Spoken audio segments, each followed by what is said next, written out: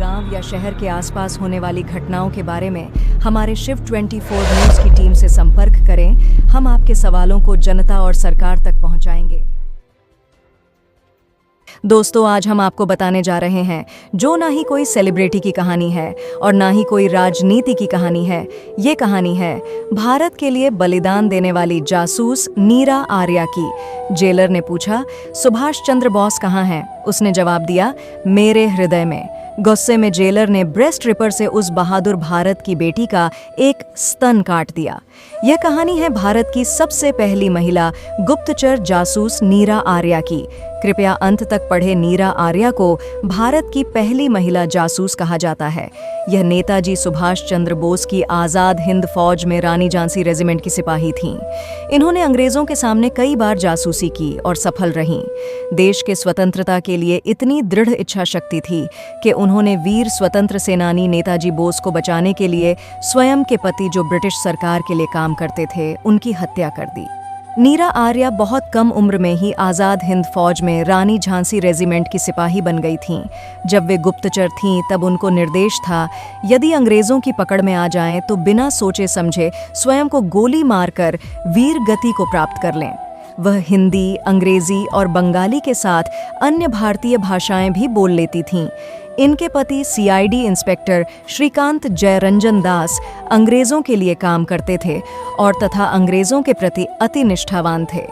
एक दिन अंग्रेजों ने श्रीकांत जयरंजन को नेताजी सुभाष चंद्र बोस को मारने की जिम्मेदारी दी। जयरंजन दास खुफिया तरीके से किसी तरह सुभाष चंद्र बोस के पास जा पहुंचे। वह उन्हें मारने ही वाले थे कि उनकी पत्नी नीरा ने उन्हें पहचान लिया। इससे पहले कि वह नेताजी को अपनी गोली का शिकार बनाते, नीरा ने तुरंत संगीन अपने पति जयरंजन दास के पेट में घोंप दी और उसे मौत के घाट उतार दिया तथा नीरा ने नेताजी को बचा लिया। नीरा की वीरता और त्याग देखकर नेताजी दंग रह गए। आज़ाद हिंद फौज के समर्पण के बाद नीरा को पति की हत्या के आरोप में काले पानी की सजा सुनाई गई। वहां उन्हें घोर यातनाएं दी गईं। यहाँ उन्हें एक छोटी सी कोठरी में रखा जाता, जहाँ सूर्य की किरण भी ना आती हो। ऐसी कोठरी में लोहे की जंजीरों में बांध कर रखा गया। लगातार उनके साथ बदसलूकी की जाती रही। एक दिन जेलर ने उनसे पूछा, अगर तुम यह बता दो कि नेताजी कहाँ हैं तो हम तुम्हें छोड़ देंगे। लेकिन उन्होंने किसी भी हालत में अपना मुंह नहीं खोला। नेताजी के बारे में जानकारी प्राप्त करने के लिए उन पर बर्बर अत्याचार किए गए।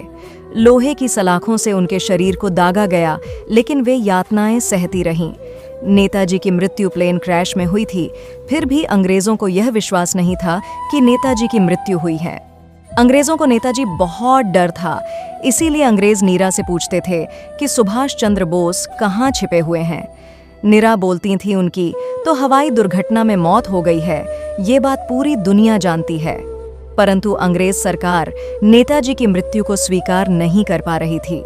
नीरा को जानकारी देने के बदले जमानत देने तक का लालच दिया जाता, लेकिन उन्होंने नीरा ने नेताजी के संदर्भ में या आज़ाद हिंद फौज के अन्य साथियों के संदर्भ में कभी कुछ नहीं बोला। अंग्रेजों के जेलर द्वारा बार बार नेताजी कहाँ हैं पूछने पे नीरा बोलती थी, नेताजी मेरे हृदय में हैं। यह सुनकर एक दिन जेलर ने गुस्से में कहा कि ठीक है, हम तुम्हारे दिल को चीर कर निकाल कर देखेंगे कि नेताजी कहाँ हैं। जेलर ने एक लोहार को इशारा किया। वो ब्रेस्ट रिपर लेकर आया और उनके दाएं स्तन को दबाकर काटने लगा।